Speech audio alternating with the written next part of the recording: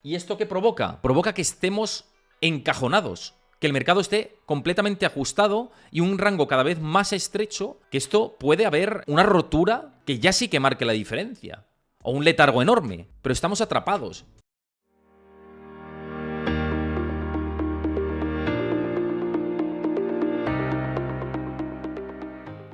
Y por aquí, las claves de la semana, espacio patrocinado por Trade Republic, plataforma maravillosa con la que invertir, como he comentado anteriormente, y con la que tenéis ahí ese depósito del 2%. Echadle un ojo a la plataforma, fantástico.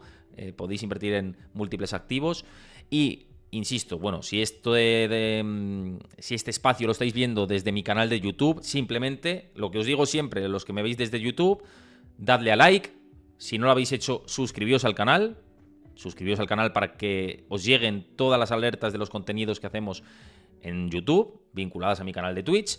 Y dejad vuestro comentario, que es muy importante que comentéis en YouTube para que el vídeo se posicione bien, si os gusta el contenido, si consideráis que hay algo reseñable de lo que hemos comentado. Así que dejad vuestro comentario por ahí. Bien, bueno, vamos al lío. Lo que tenemos en pantalla es una de las claves que quería analizar dentro de lo que puede pasar en esta semana, y es el rango lateral del SP500. El SP500 sigue estancado en un rango lateral espectacular, como estamos viendo aquí, con esta mayúscula resistencia primero en los 4.200 puntos, que coincide con ese nivel de retroceso de Fibonacci desde los mínimos de la pandemia a los máximos históricos, este rectángulo que tenéis por aquí en morado, y cómo ha actuado de resistencia brutal. Y luego la siguiente resistencia, que es este 4.300 puntos.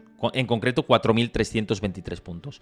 Mientras no se superen los 4.323 puntos en el SP500, en términos técnicos estrictamente, la tendencia es lateral o lateral bajista, como a mi modo de entender estamos ahora mismo, en una tendencia lateral bajista. Y mientras tanto, pues dentro de ese rango entre los 3.800 puntos y los 4.200 puntos, en el más corto plazo se está estrechando de una manera realmente increíble. Y vamos a hacer esto más grande para que podáis ver lo que se ha estrechado. Hasta el punto, lo hemos comentado en otras semanas, pero en estas, fijaos qué velas para arriba, para abajo, para arriba, para abajo, para arriba, para abajo, pero en un rango cada vez más estrecho, y que se va a topar a este paso con la línea de tendencia aquí. A este paso se va a topar con esa línea de tendencia que tenemos en ese punto, pues se ha estrechado hasta un rango que va de los 4.000 a los 4.200 puntos en el corto plazo, el mercado. Esto es lo que tenemos ahora mismo. Dentro del corto plazo, el rango está cada vez más estrecho. Y esto puede romper para arriba, para abajo, o seguir en esa lateralización. Lo que pasa es que al final el mercado termina rompiendo hacia alguna dirección. La clave es cuándo lo puede hacer y si en esta semana es cuando lo va a hacer o no. Pero evidentemente hay que seguir vigilantes de los 4.200 puntos en el SP500 por la parte de arriba y de los 4.000 por abajo. ¿Por qué? Porque aquí vimos un doble suelo sobre los 4.000, muy fundamental dentro de este corto plazo, que de romperlos indudablemente nos puede llevar a los 3.900 en primer lugar y a los 3.800 en un segundo lugar. Hasta esos dos niveles que estamos marcando aquí, que coinciden con esto por aquí y luego esto por aquí. Bien, esto en cuanto al SP500, que yo creo que es bastante clave esta semana, un nivel de referencia que podemos tener con otros catalizadores de los que vamos a hablar como claves que pueden marcar la tendencia esta semana, y también con lo que me están comentando los expertos de Estados Unidos para trasladarlo y ver qué podemos tener ahora mismo en el ojo del huracán. Un dato importante respecto al SP500 que hay que mencionar aquí es que el nivel de cortos, tanto en renta variable, es decir, en la bolsa, en Wall Street, en los principales índices como el SP500 como principal exponente, el nivel de cortos es realmente tremendo. No teníamos un nivel de cortos tan alto desde la crisis del 2008. Y esto quiere decir que hay muy poco operador ya que se pueda poner en corto. Muy poco hedge fund, muy poco institucional que se pueda poner en corto. Por tanto, por el lado largo, incluso hay más probabilidad en un corto plazo. En el sentido de que a poco que haya algo positivo dentro del mercado o que tenga una lectura ligeramente optimista, puede haber una pequeña subida y un ligero levantamiento de cortos o cierre de cortos. No un short squeeze, pero sí un cierre de cortos, en muchos casos. Y eso impulsa algo el índice. Viendo el nivel de cortos que hay en el muy corto plazo. Con lo cual, por el lado... teniendo en cuenta la lectura del nivel de cortos que hay ahora mismo en el mercado, da susto en el corto plazo. Y esta semana, si hubiera catalizadores positivos, si hubiera algo positivo, sí que podríamos terminar con un cierre algo positivo o verde, a mi modo de entender, teniendo en cuenta este nivel de cortos tan mayúsculo que estamos viendo en los mercados. Pero, bueno, simplemente para que lo tengáis en cuenta y lo tengáis presente, que es un dato a tener en cuenta, tener en consideración, viendo que poco está moviendo al mercado ahora mismo, para arriba, para abajo, ni siquiera los bancos regionales en la situación tan tensa están moviendo el índice hacia abajo, y tampoco los datos de inflación o de aceleración de la desinflación, incluso un dato un poquito mejor de lo esperado en la inflación, tampoco está empujando el índice hacia arriba. Lo que puede empujar algo más, pero insisto, dentro de ese rango, podría ser un catalizador ligeramente positivo que obligase a algún cierre de corto y que pues nos llevase a la parte alta del canal. Eso con esa lectura de los cortos, ¿no? Que nos llevase pues a estos niveles de los 4.150, 4.200 como mucho, 4.170 aproximadamente, ¿no? Alguna sorpresa negativa y más bien derivada de la parte de la banca, que insisto, luego vamos a ir a esta parte, o de la negociación del techo de deuda de Estados Unidos, que es otro catalizador adverso que tenemos que tener en cuenta, nos llevaría a esta parte. Pero los cortos están actuando, esta parte, insisto, son los 4.000. Y si hay noticias más negativas, lo que hemos visto, 3.900, 3.800. Pero ahora mismo, en la foto de ahora, lunes 15 de mayo, a lunes 15 de mayo, con la foto que tenemos de ahora, sin tener otras referencias, hay algo más de ligeras posibilidades de la parte verde que roja en los mercados. Si salta una sorpresa, pues ahí sí que cuidado. Nos vamos a 4.000 y por debajo, que ya sabéis que mi posicionamiento va más hacia el lateral bajista todavía del índice hasta que no se superen los 4.200 puntos en el S&P500 en primera instancia y los 4.300 en siguiente instancia. Pero bueno, eso es lo que tenemos.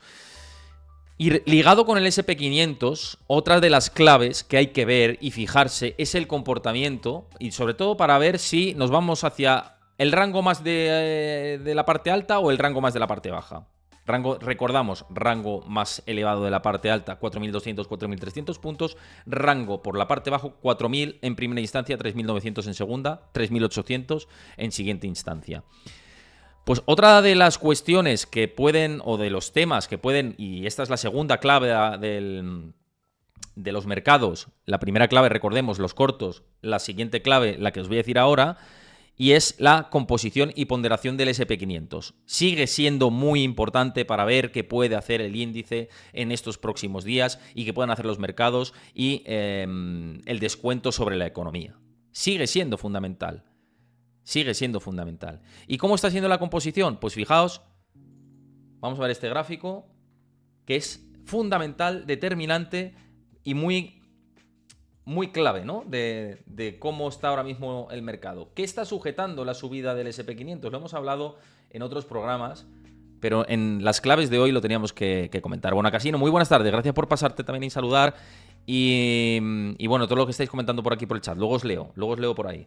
Bien, pues en la composición del S&P500, el peso tecnológico, el peso de las 5... Bueno, tecnológico en realidad no, sino el peso de las 5 mayores compañías por capitalización ahora mismo es del 23%. Y llegó a ser del 25% después de la pandemia. Es decir, que el sustento de las grandes capitalizadas sobre el resto del selectivo es fundamental, es vital. En cualquier momento que Apple, Microsoft y todas las grandes o con mayor peso dentro de Wall Street se marcan una corrección y el índice se va irremediablemente para abajo, sobre todo si acompañan algunas pocas más por ahí, ¿no? Pero la ponderación tan fuerte que están teniendo estas compañías es absolutamente primordial para su recorrido, tanto en el medio plazo, obviamente, como en el largo plazo. Ahora mismo el rally o la lateralización del índice está sujetado por esto, ¿no? Y si nos centramos con Apple en concreto, mucho más, con mucho más ahínco, ¿no? Xavi CC, muy buenas tardes. Gracias también por dejar tu comentario y saludar por ahí. Con mucho más ahínco, más profundidad, ¿no? Y por irnos a Apple en concreto, fijaos si es importante Apple. Fijaos si es importante Apple, este gráfico de Bloomberg, que vemos que es maravilloso, que también lo compartía Carpatos en sus redes sociales. Y lo que vemos es que solamente la capitalización de Apple, 2,7 billones de dólares, 2,7 billones de dólares, la capitalización bursátil de Apple. Simplemente Apple tiene más capitalización bursátil, vale más en bolsa que el conjunto del Russell 2000, que engloba a las medium y small caps, a compañías de pequeña y mediana capitalización. Es decir, que solamente Apple, solamente una empresa, pesa más que las pequeñas y medianas empresas de Estados Unidos. Esto es una barbaridad. Esto es, al final, supone... Es como, por hacer un símil futbolístico, ¿no? Era como cuando el Barça dependía, o el Madrid, de Messi, de Cristiano. O sea, Wall Street, el S&P 500, tiene Apple dependencia. Wall Street tiene Apple dependencia. Como el Barça tuvo en su momento en muchas ocasiones Messi dependencia, y como el Madrid en muchas ocasiones Cristiano dependencia. Soy madridista, ya lo sabéis, pero bueno, quiero ser objetivo con esto. Y es cierto que con el símil futbolístico llevado a los mercados, tiene mucho sentido. Tiene mucho sentido. Con lo cual, lo que pueda hacer Apple durante toda esta semana, y ya no solo esta semana, sino durante las próximas semanas, es muy fundamental para lo que haga el resto del conjunto del S&P 500. El recorrido que puede tener.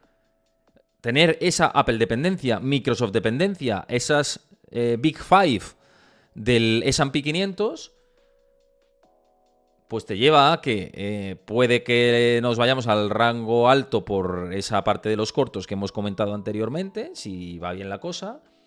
Pero si por lo que sea sale un catalizador esta semana que lo tuerce, pues ahí puede haber problemas.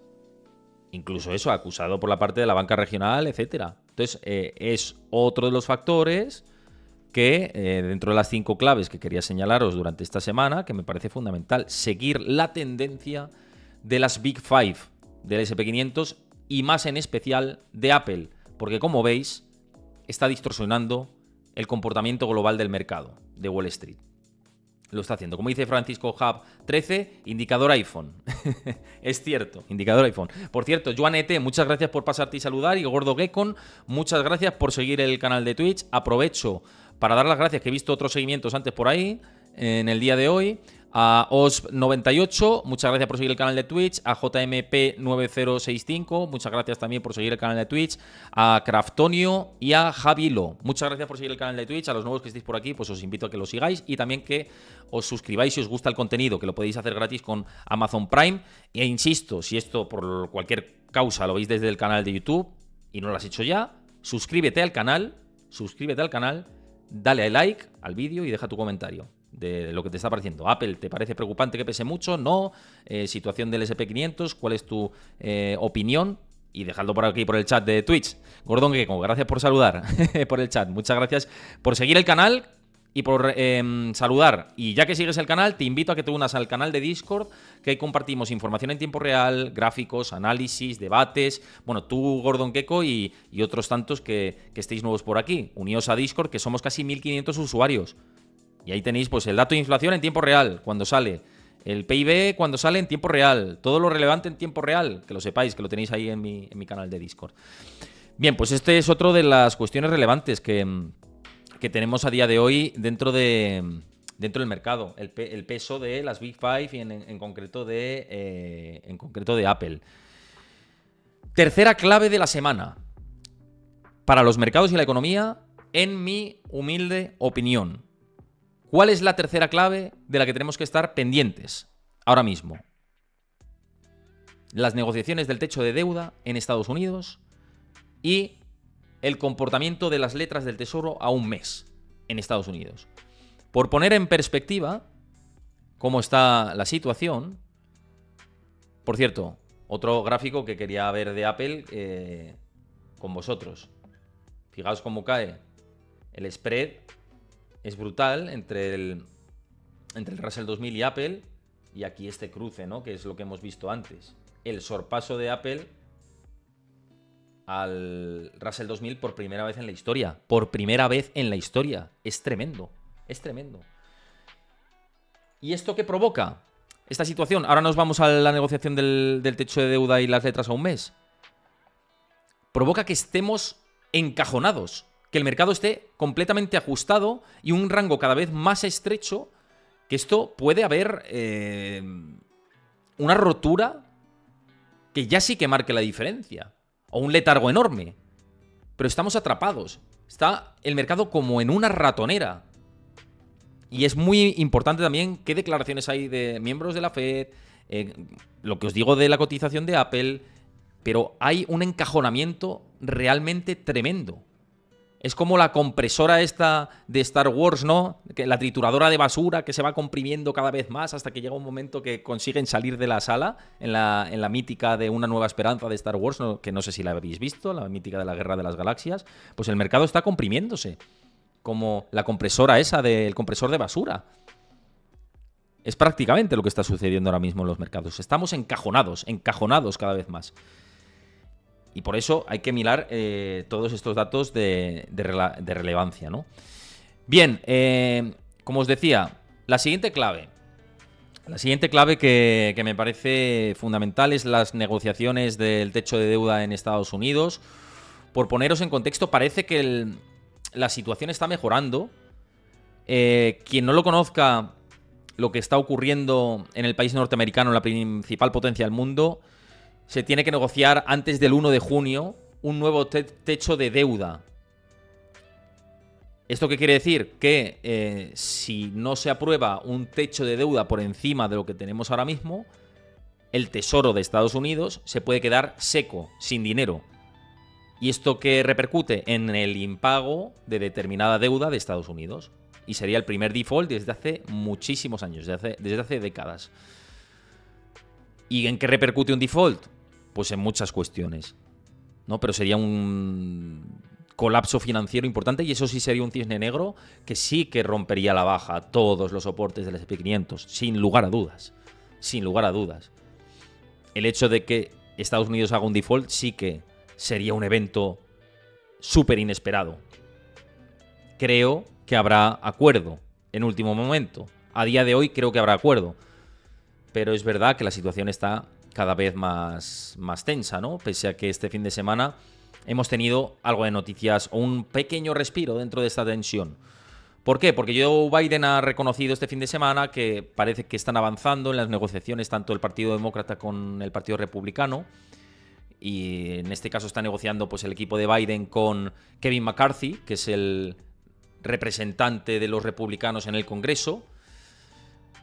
Pero pese a estas declaraciones, en realidad sigue sin haber un plan, ¿no? Para evitar el impago de la deuda. Ahora mismo, a día de hoy, en este mismo instante, no hay un plan para evitar ese impago de la deuda. Ahora mismo.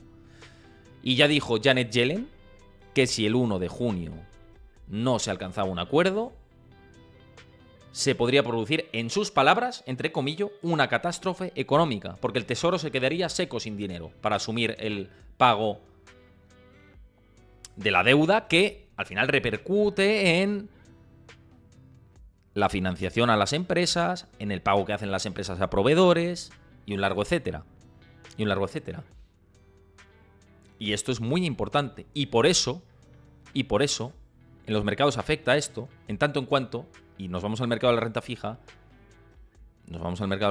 dame un segundito, porque quiero compartiros, que lo he compartido por mis redes sociales y por mi canal de Discord, pero os lo quería mostrar por aquí. Aquí lo tenemos. Esto es algo inaudito. Esto es algo inaudito, lo que estamos viendo en pantalla ahora mismo. Es las letras del Tesoro a un mes de Estados Unidos y el índice que engloba a toda la renta fija de grado de inversión de Estados Unidos, es decir, de la calificación crediticia más alta. Y es impresionante que las letras del Tesoro a un mes de Estados Unidos han superado por primera vez, me parece que de hecho la última vez que ocurrió esto fue en la crisis del 2008. O sea, que es que fijaos, porque ni siquiera en el COVID este movimiento lo hemos tenido. O no sé siquiera si llegó a superarlo o simplemente el spread del diferencial se acotó. Era un diferencial mucho más estrecho. Pero este sorpaso es realmente histórico, lo que estamos viendo. Y es que las letras del Tesoro un mes, las rentabilidades han batido al conjunto del resto del mercado de bonos de grados de inversión, superando el 5,5% las letras del Tesoro a un mes. ¿Por qué? Porque el mercado está descontando ese posible riesgo de impago de la deuda de Estados Unidos. Que, insisto, creo que no lo habrá, pero es verdad que es la vez en la historia que se está descontando un mayor riesgo. Y lo vemos aquí, en este gráfico lo vemos, y también lo estamos viendo en los CDS, que están al mayor nivel desde el año 2008, con la crisis de la subprime. Es impresionante lo que estamos viendo. Desde luego es para tenerlo en cuenta y no para pasar de esta situación. Pero esto que vemos aquí, fijaos fijaos el spread que todavía hay en el momento del COVID. Hay diferencial aquí, pero es que aquí hay sorpaso. Es increíble. Es increíble, es impresionante. Es algo histórico y descuenta, pues esto, que las tensiones sobre el mercado de la deuda, derivado de que las negociaciones siguen estancadas, pese a que Biden dice, bueno, vamos mejor, no sé qué, no sé cuándo. No. Sigue todavía la cosa muy alejada. Hay problemas. Lo comentamos ya durante la semana pasada, que los republicanos lo que exigen es plan de recortes primero, fin a la expansión fiscal, se acabó, y entonces ya sí que negociamos el techo de deuda nuevo. Y Biden dice, los demócratas dicen al revés, vamos a aprobar primero el techo de deuda, que es que tenemos que salvar este match ball y luego ya ajustaremos los presupuestos, haremos lo que sea. Y están enconados en esa situación, están estancados en esa situación. Igual que el mercado está estancado, encajonado en ese rango que comentábamos antes, entre políticos están estancados en realidad por detalles nimios, por ver, y con perdón, quién la tiene más grande. Ahora mismo están en ese punto. Otra cosa es que luego cambien y que se acerquen posturas y que lo tienen que hacer. Lo tienen que hacer. Porque si no, vamos, sería una irresponsabilidad histórica, ¿no? Por cierto, muchas gracias a el Chocax por seguirme. No es el Chocas. Estaría bien que me siguiera el Chocas, ¿eh? Estaría bien. Pero el Chocax, muchas gracias por seguirme aquí en el canal de Twitch. Insisto, si os gusta el contenido os podéis suscribir. Pero lo que os digo, estamos en un momento que no hemos visto nunca en la historia. Y es difícil también lanzar predicciones y ver qué podemos tener ante nosotros, ¿no? Con esta excepción histórica que no hemos visto nunca. Nunca hemos asistido a esta complejidad en términos de política monetaria, mercados. Es una locura, ¿no? Es una locura. Bueno, ¿qué decís por aquí? Dices, es la primera vez también que se acuña y se usa el término de desdolarización y lo saben. No van a permitir un desacuerdo final, no pueden. Dices el Rojero, yo estoy de acuerdo, ¿eh? Si es que estoy de acuerdo con esa situación. Es que esto se lleva el dólar por delante, si no se llega a un acuerdo. Pero tampoco creía que Rusia iba a invadir Ucrania, me refiero. A ver, no vamos a tener cisnes negros habitualmente, pero yo creo que va a haber acuerdo. Porque si no lo hay, ¿qué desastre pensáis que llegaría si no hay un acuerdo con el techo de deuda? Eso sería terrible. Además de un cierre administrativo, además pues eso, de esa incertidumbre para los funcionarios públicos, es que muchas empresas se quedan secas, es que no asumen pagos y ahí sí que aumenta el desempleo de manera abrupta y a ver qué tenemos delante los próximos meses. Es un problemón que insisto que se saldrá de este problema. Yo creo. Bonacasino dice, si no hay acuerdo utilizarán la enmienda 14 que les permite hacerlo para salvaguardar el pago de la deuda. Sí, esto lo comenté yo en uno de los últimos programas con Robert Sanz, el viernes, que lo podéis ver en diferido aquí en mi canal de Twitch, y estuve diciendo pues las claves dentro del acuerdo. El tema es que los republicanos, si los demócratas invocan la 14 enmienda, ¿no? La enmienda 14 de la Constitución, consideran que eso es anticonstitucional, inconstitucional, lo reclamarían jurídicamente, nos vamos a un proceso legislativo largo y a unas reclamaciones que pueden durar tiempo y a ver cómo acaba todo eso. Sería un fango terrible. ¿Que está ahí en el cajón? Está esa posibilidad. Pero tampoco está tan claro cómo se puede resolver esa posibilidad, teniendo en cuenta que seguramente se tuviera que dirimir en los tribunales. Hay que tener cuidado con esto. Yo creo que hay muchas balas en la recámara. Creo que Biden tiene balas en la recámara para salvar incluso esta situación y Janet Yellen. Incluso está la posibilidad de que se llegue a un acuerdo de prórroga leve, elevar el techo levemente con un acuerdo de prórroga para negociarlo después del verano. Está también esa situación, digamos, encima de la mesa. Pero... Y creo que desde luego la última es el default, pero que ¿se puede descartar 100% el default? No. ¿Se puede descartar al 99%? Yo diría que sí. Yo diría que al 99% se va a alcanzar un acuerdo. Pero hay un 1% que se puede dar, que es muy improbable, pero se puede dar, de que pues al final digan, no, sí, no, sí, no, sí, no, sí, no, y no se llegue. Sería lamentable, ¿eh? Que la principal económica del mundo, potencia económica del mundo, tuviera que descartar el acuerdo. Sería muy lamentable, sinceramente. Que no se llegase a un acuerdo entre las dos fuerzas. Pero bueno, todo puede ser, todo puede ser. Bien, esto en cuanto a el techo de deuda, que como os digo, por cierto, os voy a recomendar un artículo que os voy a pasar por el chat, y que no voy a extenderme mucho, os lo paso ahora por aquí por el chat, que es de la CNN Business, y está muy bien porque es una entrevista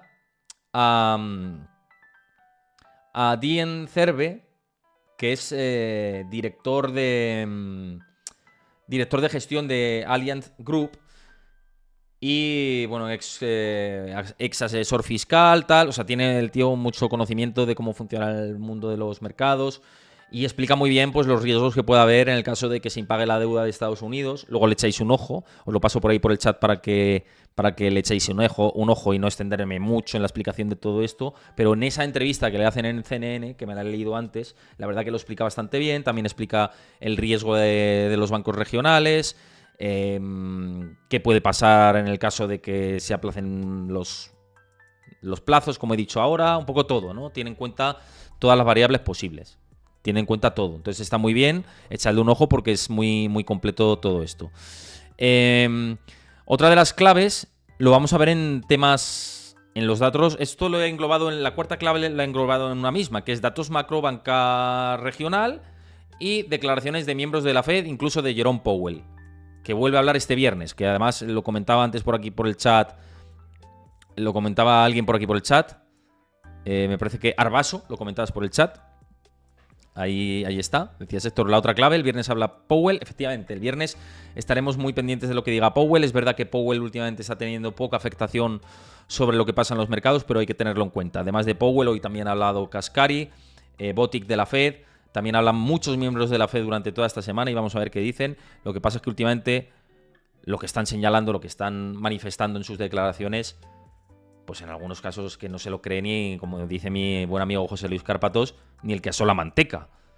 Las declaraciones que dicen, como por ejemplo de la semana pasada Kaspari, que decía que la Fed subirá el objetivo de inflación cuando llegue al 2%. ¿Y por qué va a querer subir el objetivo al 3% si ya han alcanzado el 2%? Es que no, de verdad no tiene mucho sentido. Entonces, para que nos digan estas tonterías, mejor que no hablen, ¿no? Pero bueno, hablarán, estaremos pendientes y si en algún caso dicen cosas con sentido y que pueden mover los mercados, pues por supuesto que también será relevante, ¿no? Estas declaraciones de los miembros de la Fed.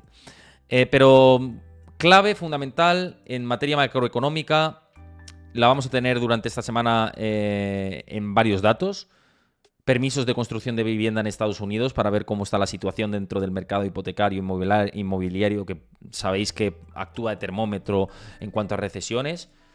El jueves también, de nuevo, peticiones iniciales de desempleo en Estados Unidos. Vamos a ver cómo el paro registrado durante estos últimos días en Estados Unidos, que puede marcar o puede verse la tendencia si sigue ascendente o no dentro del mercado del empleo en el país norteamericano.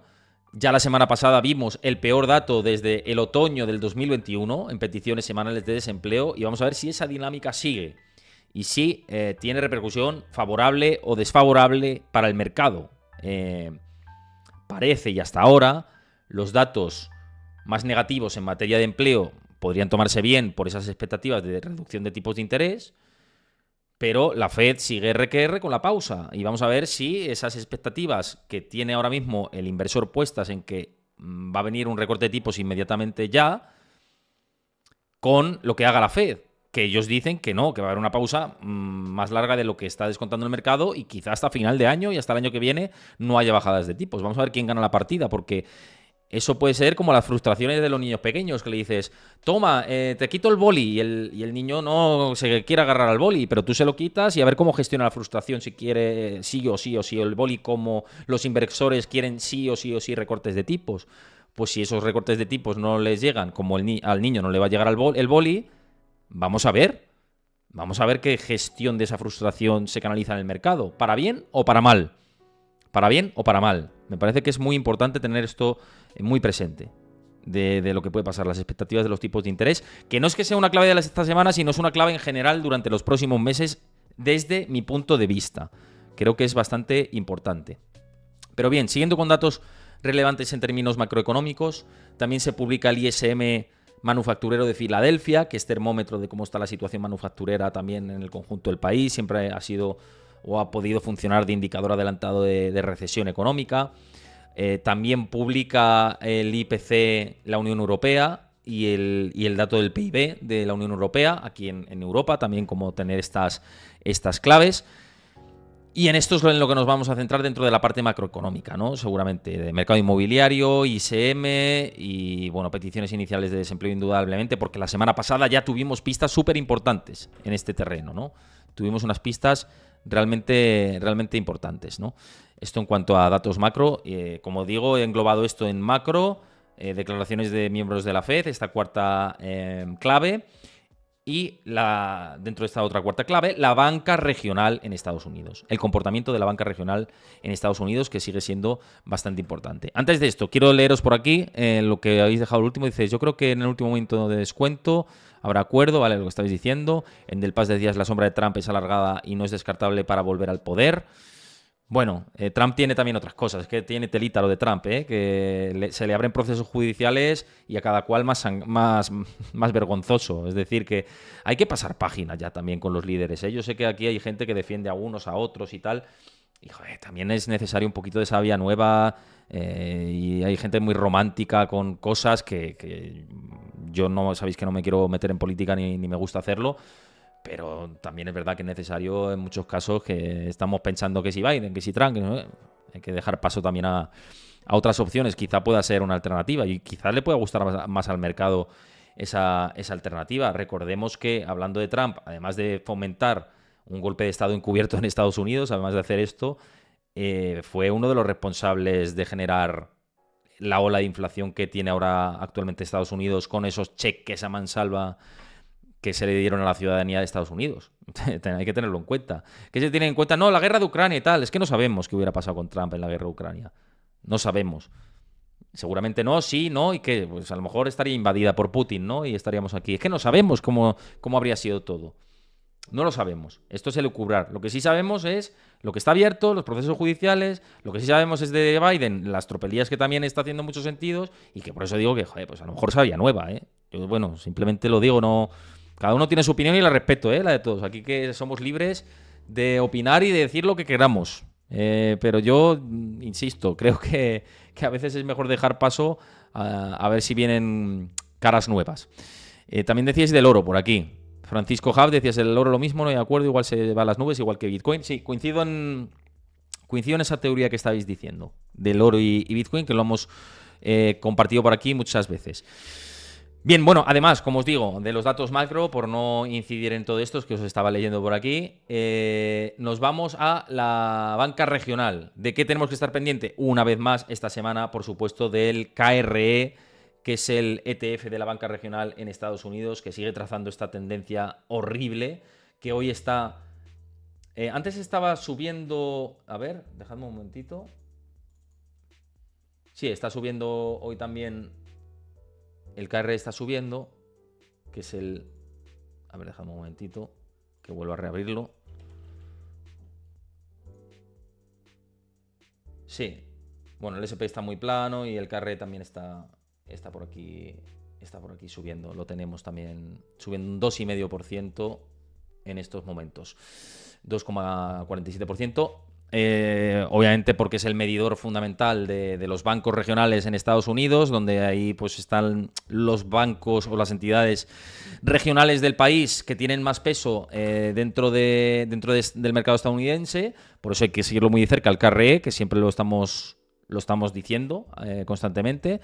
Y dentro de los bancos regionales, pues PacWest Bancorp es el que tiene más papeletas de ser el siguiente banco en fallar. Y como lo estamos viendo por aquí, lo hacemos grande. Hoy se da un respiro subiendo un 5,27% después de una semana pasada en la que alcanzó mínimos en torno al...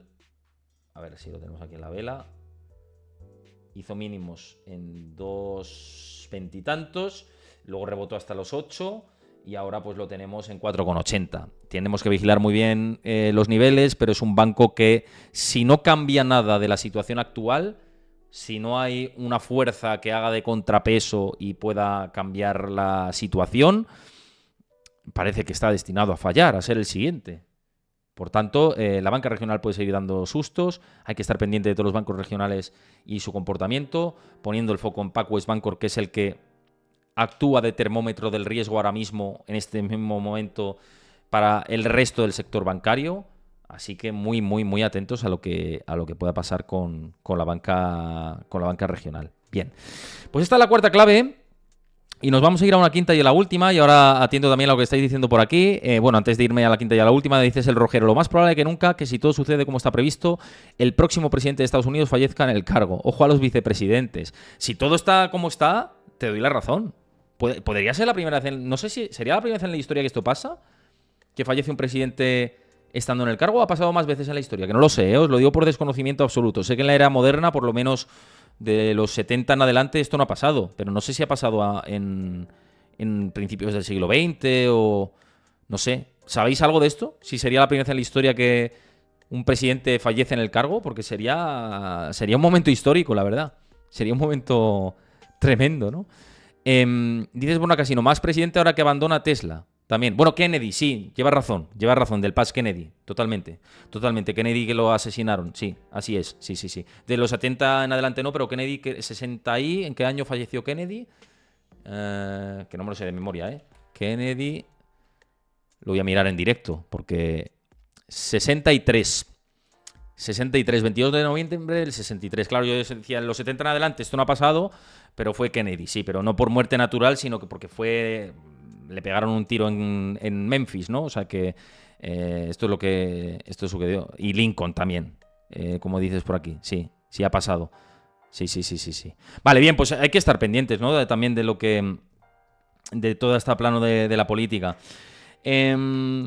Pero otra de las claves que quería señalaros, por irnos a la última, antes de cerrar el streaming, que como os digo iba a ser un poquito más corto, vamos a hacerlo más corto de lo que viene siendo habitual, y es los cambios de sesgo que hemos visto en la banca de inversión en Estados Unidos, porque han publicado informes ahora a principios de semana, que os lo he compartido tanto por mi canal de Discord, que una vez más os invito a los nuevos que estéis por aquí a que os unáis a mi comunidad de Discord, que somos ya más de 1.400 personas, cerca de 1.500 personas. Hay información en tiempo real, gráficos de interés, pues, por ejemplo, todo lo relevante de los informes de la banca de inversión, os lo comento en mi comunidad de Discord, así que uníos por ahí. Ya, como he dicho antes, faltas tú por unirte, los nuevos que estéis por aquí. Faltáis. Bien, pues mirad, os lo he compartido por Twitter, por ejemplo, esto que vemos aquí de Goldman Sachs. Si no lo veis, me decís.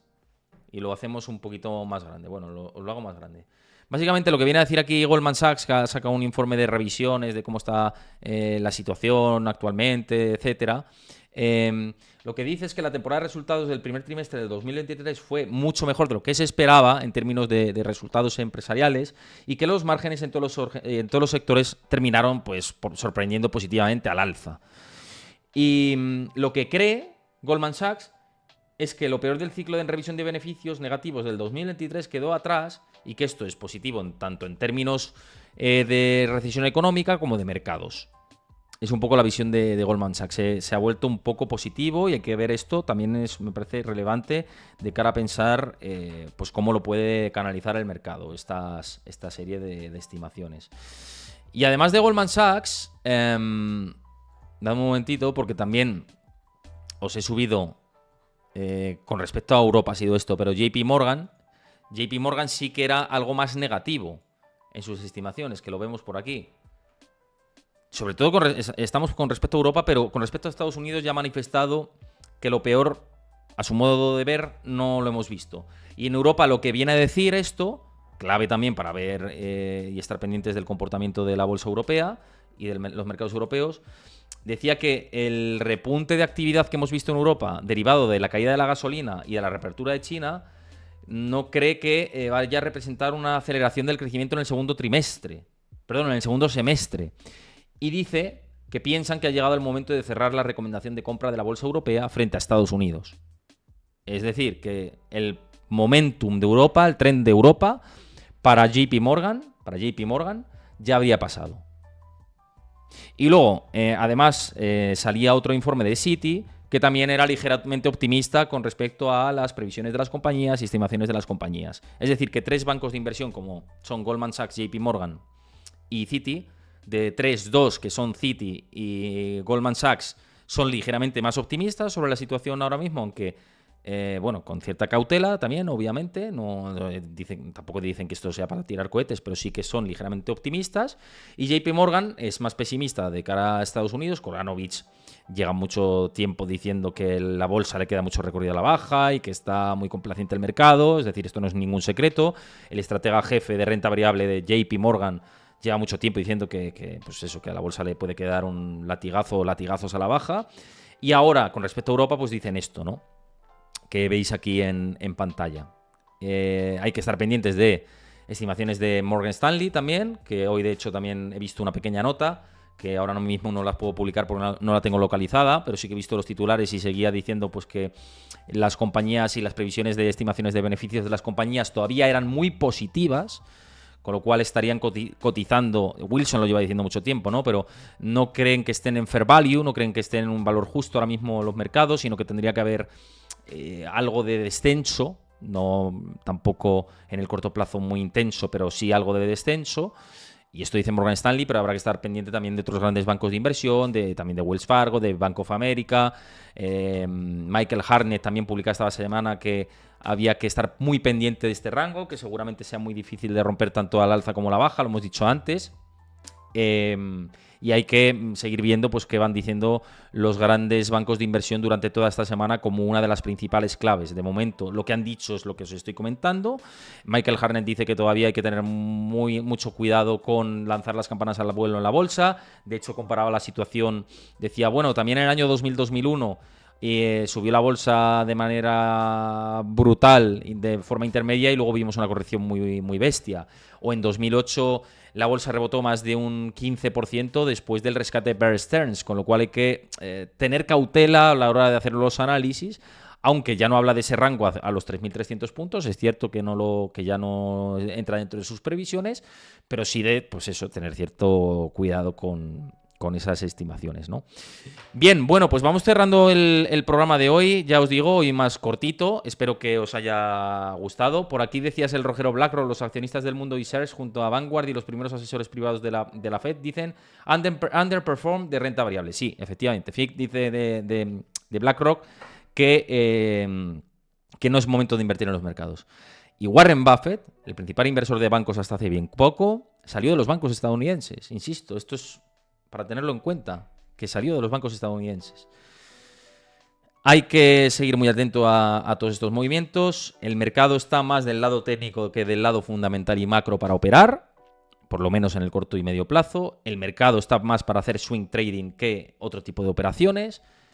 Está para hacer estrategias laterales de inversión, para buscar rangos y tener mucho cuidado. Esa es mi opinión, no es recomendación, pero es mi opinión personal. Y bueno, pues ahí se puede hacer también rentabilidades, por supuesto, claro que sí, si las oportunidades las hay, pero teniendo ese esquema de que pues estamos en ese rango. Pero es que estamos en el rango del S&P500 en los mismos niveles de hace un mes, de hace 3 meses, de hace 9 meses y de hace un año.